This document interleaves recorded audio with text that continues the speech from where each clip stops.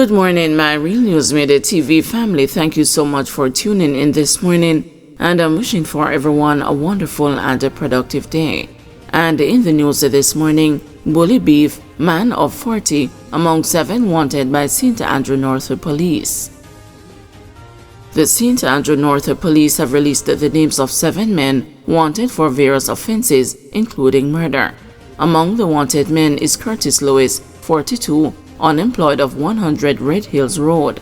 The police say he is of brown complexion, 5 feet 9 inches tall, slim built, and has a straight face and low-cut hair.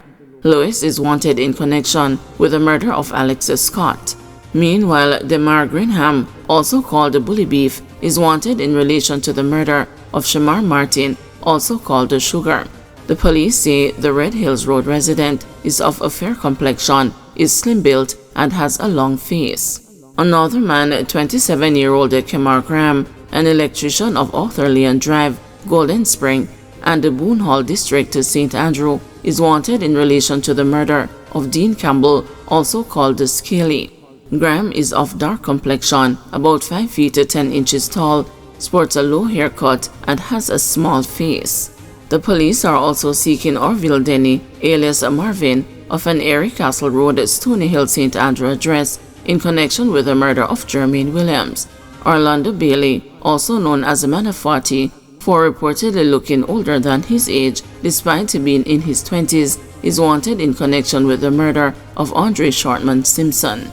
The police say Bailey is of dark complexion, has an oval face, a scar in his face, and sports a low-cut hairstyle. He is about 5 feet 7 inches tall.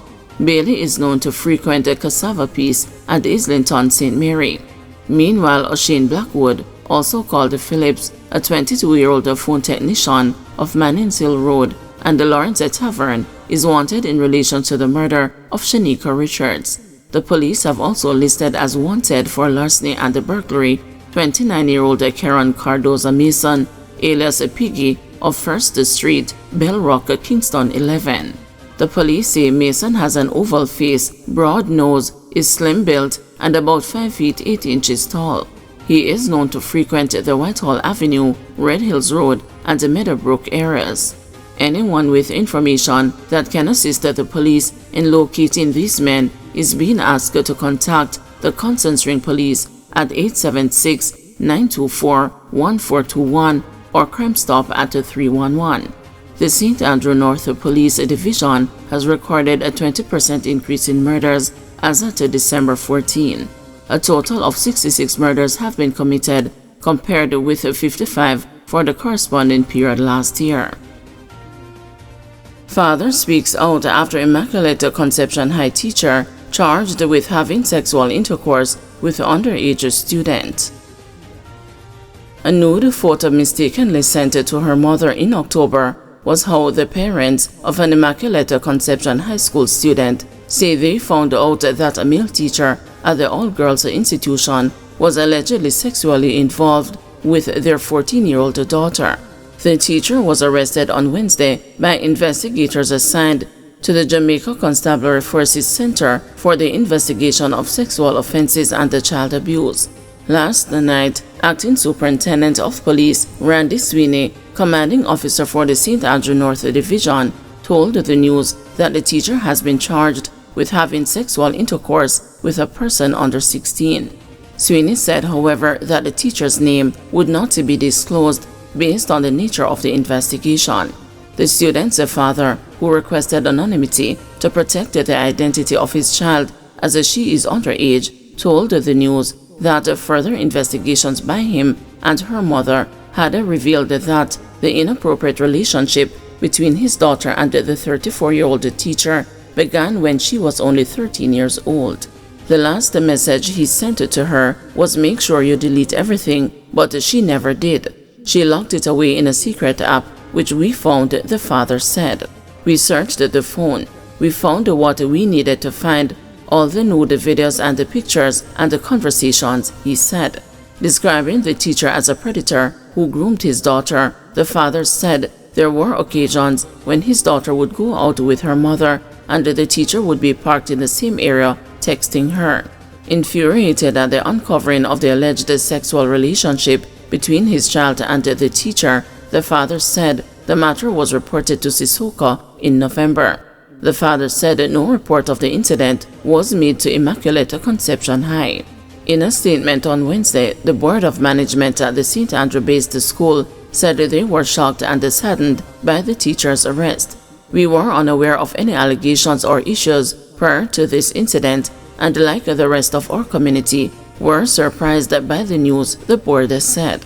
They said further that they did not know the details surrounding the situation and were awaiting information as the investigation unfolded. As this investigation continues, the safety and well-being of our students remain our top priority. We are cooperating fully with the authorities to ensure all necessary measures are taken to protect our school community. However, based on what he garnered from his daughter's phone, the father believes the evidence against the teacher is overwhelming and is hoping for a conviction. They have pictures, videos, and the whole 9 yards. He is sick and twisted, the father said. A long-expected Jamaica Teaching Council bill, which will repeal certain provisions of the Education Regulations of 1980 and regulate the practice and the professional conduct of teachers, is currently under review by a joint select committee of Parliament. It is seeking to establish a governing body for the profession and institute a regime for the licensing and registration of all government-paid teachers. The legislation will give the Council the legal power to immediately suspend and cancel the registration of a teacher who has been charged with a disqualifiable offense, which would include sexual assault, murder, pornography, robbery, and fraud. The proposed legislation will require teachers found in breach to pay a minimum fine of $500,000 plus serve a stipulated 6-month sentence in prison. In the meantime, the father said the ordeal had impacted his daughter mentally, but she was doing much better after he sought counseling for her. Despite the efforts up to last night, the news was unable to get further details on the investigation from the police.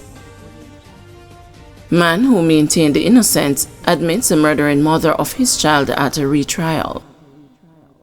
Trevor Taft, the St. Andrew businessman whose sentence and conviction was quashed by the appeal court in 2022 and a retrial ordered in a bewildering about a turn on Thursday morning, admitted that he was in fact guilty of beheading the mother of his child in 2012, Nicole Heron, and discarding her body in a septic tank. Taft, who had been convicted for that murder in July 2016 by a 7-member jury in the Home Circuit Court and ordered to serve 20 years in prison before being eligible for parole, had maintained his innocence from the get-go, insisting that he loved the woman who was the mother of his child and could never harm her.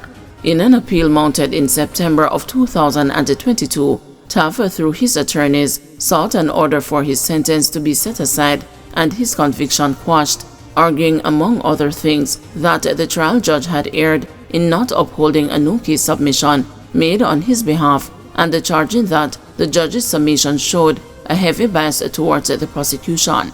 The judges of the appeal, in quashing his sentence and the conviction, ordered a retrial in the interest of justice. The matter, which was subsequently relisted, was set for case management on Wednesday morning before Supreme Court Judge Justice Leighton Pusey, but was pushed to Thursday after Taft failed to show. The news was told that he did not arrive on the truck with the other prisoners who were taken for their matters on Wednesday at the Supreme Court in downtown Kingston. But appearing before Justice Pusey on Thursday morning, Taft, through his attorney Leroy Equiano, made the surprising about-face, indicating that he wished instead to enter a guilty plea. Quizzed by Justice Pusey whether he understood clearly that in opting to enter a plea of guilt, he was admitting that he had killed Heron, and whether he was sure this was what he intended, Taft said yes. He is to be sentenced on February 27 next year. On Thursday, following the hearing, Equiano said he was unable to share with the news his client's reasons for deciding to plead guilty at this time.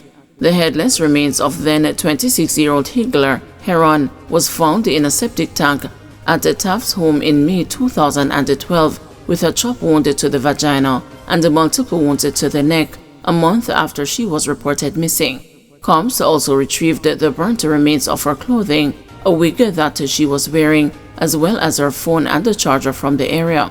Heron, who was the mother of a 6-month-old daughter fathered by Taft, was last seen by her parents on April 3, 2012, heading to his home in Havendale, St. Andrew. Taft's 2016 conviction was based purely on circumstantial evidence, as there was nothing linking him to the murder. He, however, said he had reported her missing, but the checks found that he had only reported 2 television sets missing from his home. Taft, during the trial, claimed he left Heron at his home on April 5 in the company of his nephew and a worker. He said upon returning the following day, all the individuals were gone, along with the television set. Taft has been in custody since 2012. Another escapee from Barnett Street lockup fatally shot by police. Another escapee from the Barnett Street lockup in St. James has been fatally shot by the police.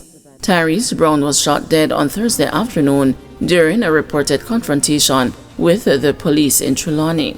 Brown, a resident of Albertown, Trelawney, was awaiting trial when he and the 4 other prisoners escaped from the Barnett Street police lockup on December 14. He was charged with murder and rape. Another escapee, Edgar Spence, was fatally shot by the police hours after the jailbreak. A third escapee, Tydell Ferguson, was recaptured on Sunday when he was seen in the Spotter Valley community with a bullet wound to the leg. The other prisoners, Daniel McIntosh and Marisa Bell Nevis, remain at large. Guys, thanks for watching. Please join us this afternoon at 2 p.m. for another news update.